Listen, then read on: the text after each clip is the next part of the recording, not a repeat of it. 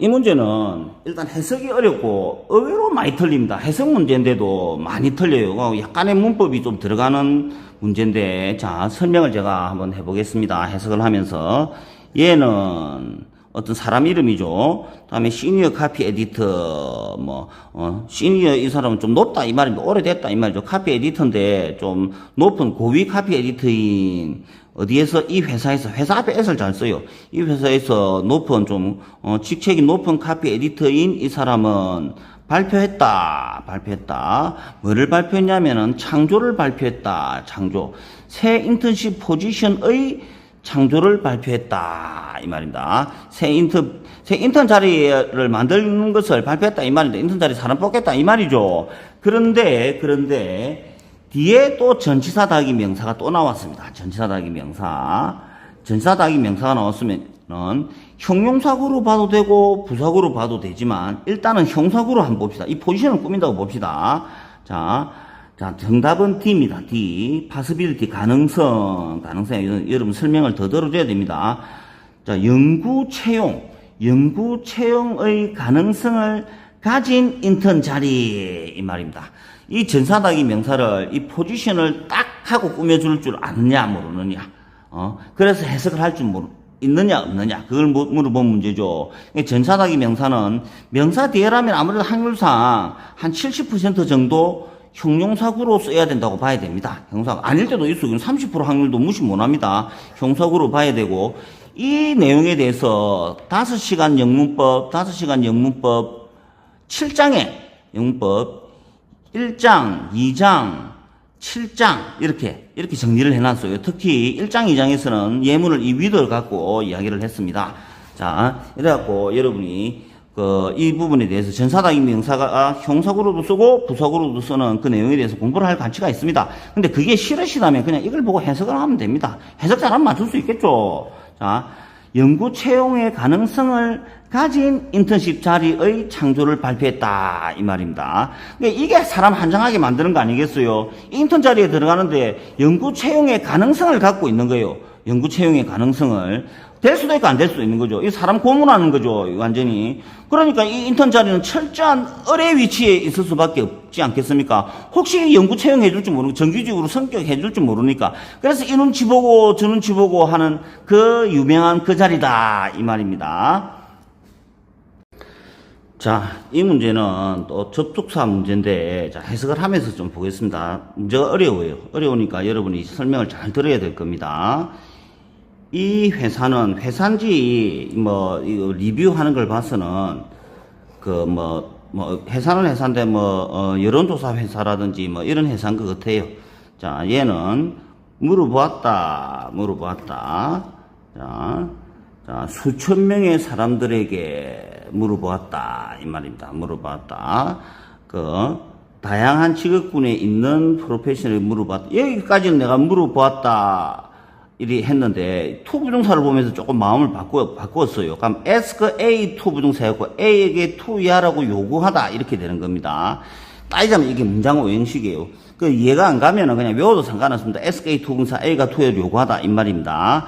자, 우리, 다시 설명할게요. 동사고, 수천 명의 사람이 목적어입니다. 목적어고. 자, 이게 목적 보호가 되는 거예요.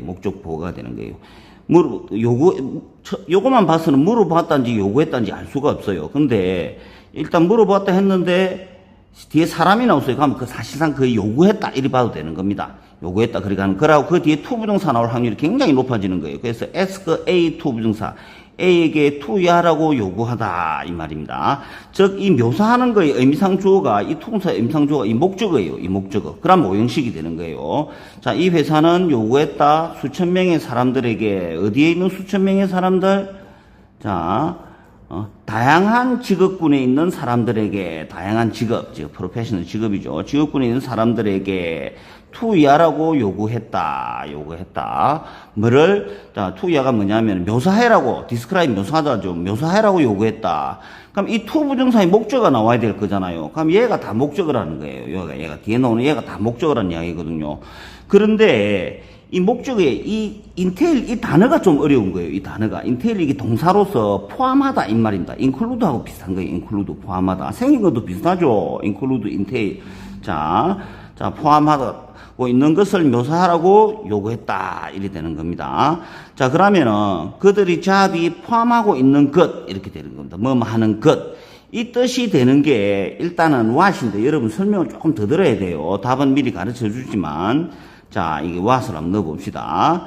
자 다시 처음부터 해석하면 더 하면서 설명합니다. 이 회사는 요구했다. 수천 명의 사람들에게 다양한 지구권에 있는 수천 명의 사람들에게 묘사하라고 what 이하를 다음 절을 묘사하라고 요구했다. to 부정사의 목적이니까 얘가 이 to 부정사의 목적이에요. 그러니까 얘가 명사절입니다. 목적은 명사니까. 그러니까 what은 명사절을 이끄는 접속사예요. what은 명사절을 이끄는 접속사.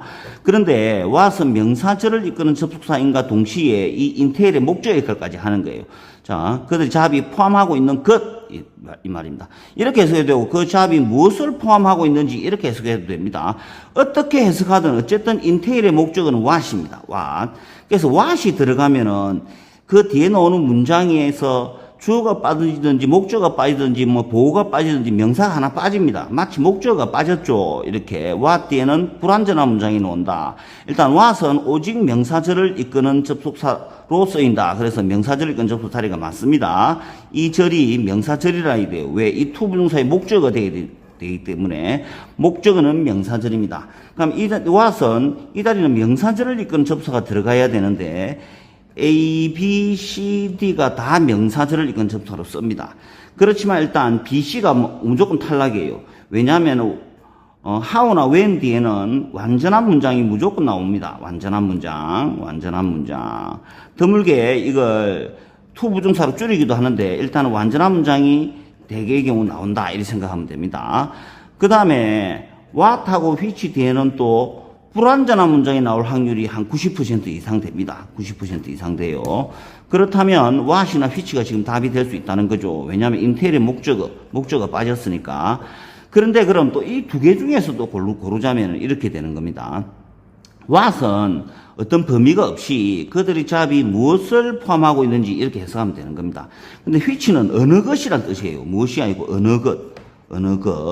어느 것이란 뜻이라 가지고 이 문장 속에서 우리 파트 5 문장 속에서 뭔가 범위를 정해줘야 돼요. 그러니까 사과, 포도, 바나나 이런 말을 언급했다든지 그중 어느 것 할 때 이란다든지 하다못해서 과일 이런 식으로라도 뭔가 범위를 정해주고 그중에서 어느 것 할 때 쓰는 게 이 which라는 겁니다. 그래서 뜻 차이가 나죠. 그래서 답을 A를 해야 되는 거고 여러분들이 이거를 우리 5시간 영문법 2장이나 3장 여기서 잘 나와 있으니까 이걸 참고를 하셔서 한꺼번에 공부를 좀 하셔야 됩니다. 그랬을 때 접속사에 대한 공부가 완전히 된다고 볼 수 있는 겁니다. 정답 A.